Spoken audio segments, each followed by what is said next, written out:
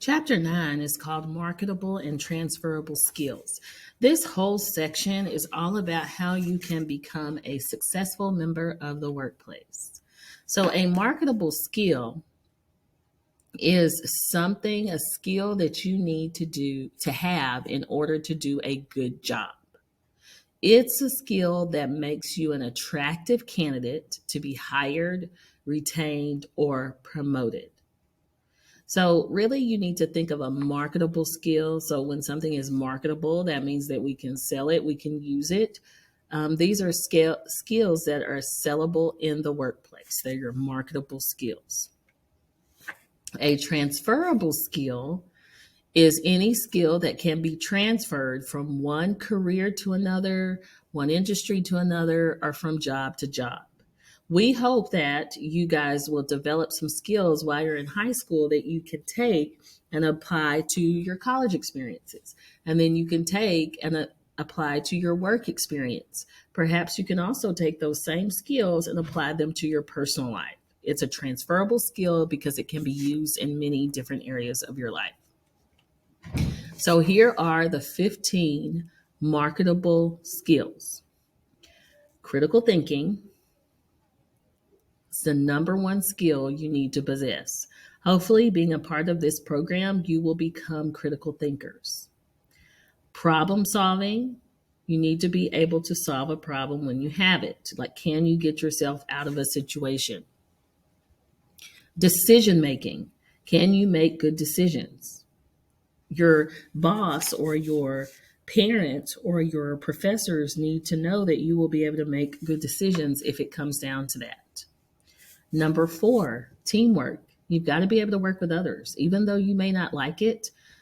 And the reason many of your high school teachers will ask you to work in a group with other people is because that is what colleges want you to be able to do. That's what employers want you to be able to do. You need to have good oral communication skills. That means you need to be able to talk to other people and talk to other people in an appropriate way. So the same way you interact and talk with your friends probably shouldn't be the way you interact and talk to someone in a professional setting. You need to have good communication skills in writing. So that means you can't use slang. You can't use abbreviations the way you use them in text messaging. You need to be able to present yourself in writing. That's why grammar is so important. That's why you should revise and edit your work so that you are presented in the best possible light when somebody's reading something about you. You also have to have skills of planning, organization, and prioritizing. That's what the planner's for, right? You need to demonstrate that, hey, I can meet deadlines. I can make sure that I stay organized and know what needs to be done next. Number 8, you need to have good information literacy. That means you need to be able to use information you're provided with. Like, Google is an interesting thing because it is a resource. Google can be used for good. If you don't understand something, you might be able to watch YouTube, or you might be able to go to the internet of some sort, or even just Google to help you figure out how to do it. But if you use Google to cheat and find information that is not you trying, then that is not having good information literacy skills. Number 9, you need to be able to analyze and use quantitative data. That means you need to be able to look at numbers and know what they mean. You need to have good 10 emotional intelligence.